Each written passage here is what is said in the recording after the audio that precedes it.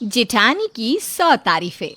आपने बचपन में वो टॉफी खाई होगी, है ना, जो पहले खट्टी और मीठी भी लगने लगती है। बस जेठानी और देवरानी का रिश्ता भी कुछ ऐसा ही होता है। किसी पल खट्टा सा लगता है और दूसरे पल मीठा सा भी। हमारी पारुल की भी अब देवरानी आने वाली है। आइए देखते हैं कि इनके रिश्ते में खट्टास ज्यादा होती है या फिर मिठास। अरे पारुल, जरा देख तो रिया तैयार हुई कि नहीं। आज उसकी पहली रसोई है। जा देख जरा। जी माँ जी, अभी देख कर आती हूँ। अरे रिया, तुम तैयार हुई या नहीं? माँ जी तुम्हें नीचे बुला रही है। आज तुम्हारी पहली रसोई है ना? हाँ भाभी, बस मैं तैयार ही हूँ।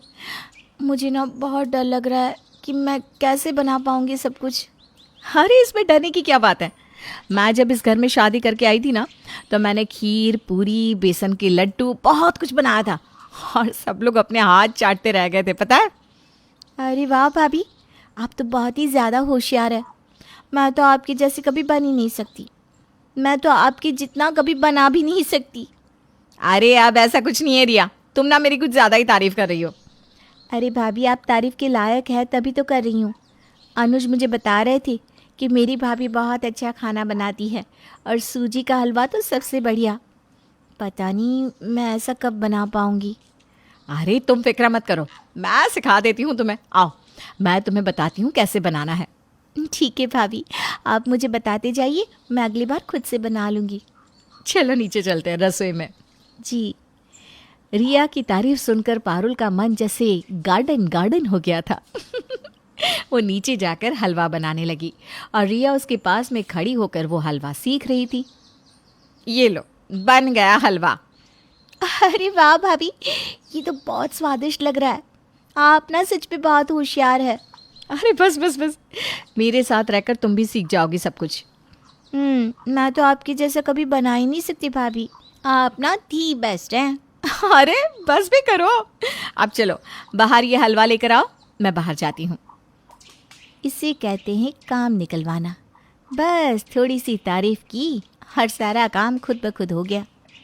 अब तो मुझे समझ में आ गया है कि कैसे अपनी जेठानी से काम निकलवाना है। रिया पारुल को समझ गई थी कि अगर उसकी ढेर सारी तारीफ कर दो तो वो खुशी में कोई भी काम कर देती है, और बस वही कमज़ोरी अब रिया के हाथ लग चुकी थी। अब वो उसका भरपूर फायदा उठाने वाली थी।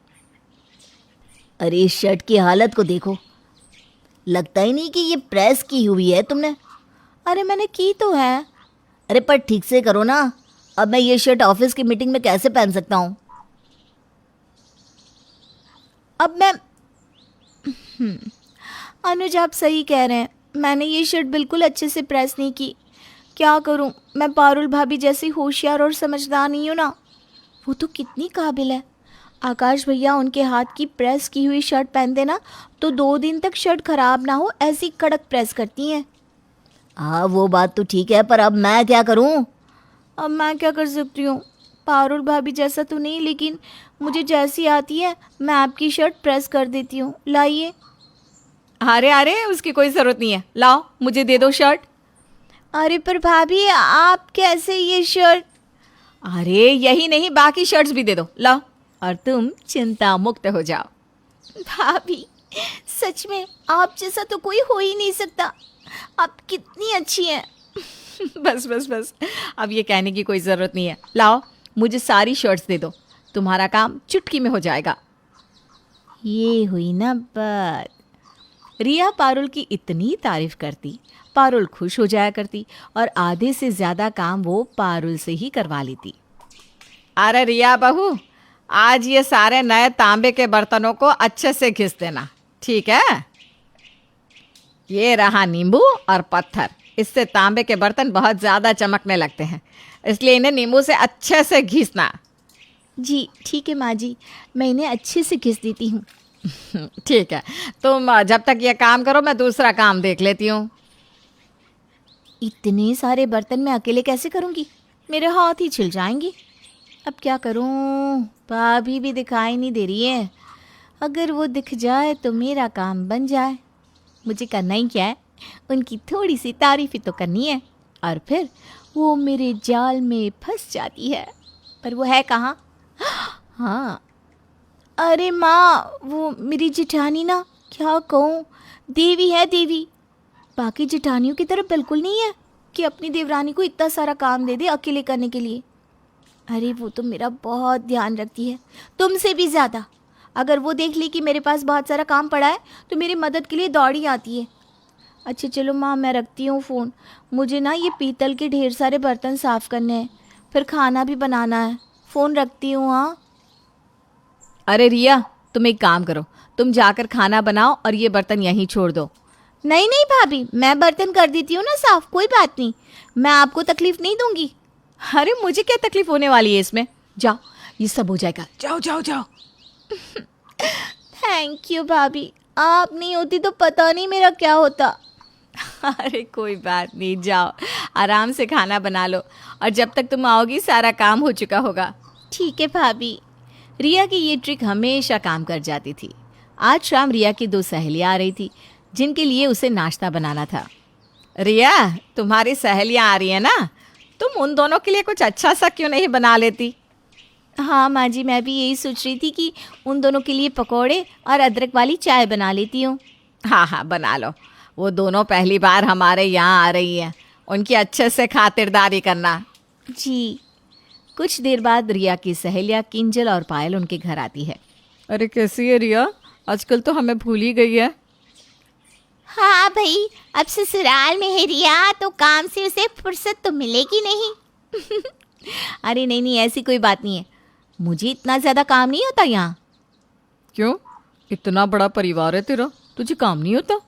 अरे नहीं ना, मेरी जिठानी है ना, इतनी अच्छी है कि बस उनकी थोड़ी सी तारीफ कर दो, वो मेरा सारा काम कर देती है। क्या सच कह रही है तू? और नहीं तो क्या, मैं उनकी थोड़ी सी तारीफ करती हूँ तो वो मेरा सारा काम बड़े आसानी से कर देती है। मैंने उनसे कहा आप प्रेस बहुत अच्छा करती हैं तो उन्होंने मेरे सारे कपड़े प्रेस कर दिए।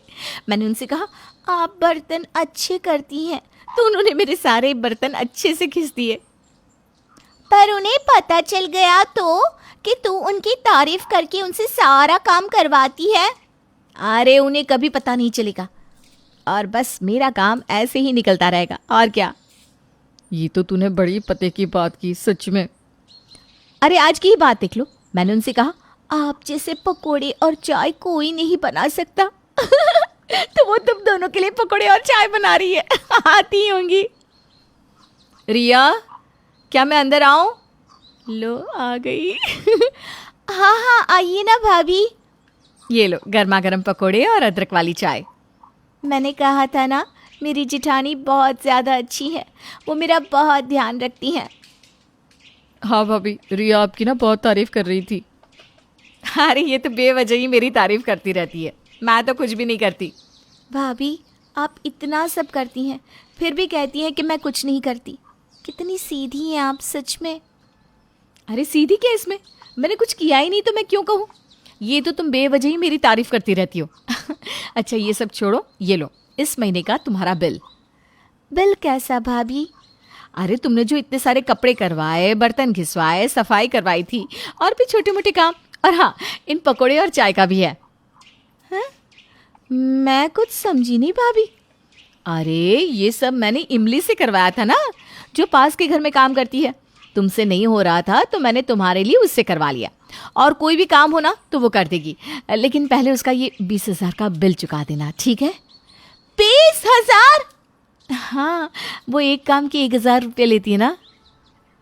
रिया, तुम्हारी जेठानी तो सच में तारीफ काबिल है, क्यों पायल? हाँ, ये रिया की तो निकल पड़ी। 100 तारीफें करे अपनी जेठानी की तो भी कम पड़ जाएगी।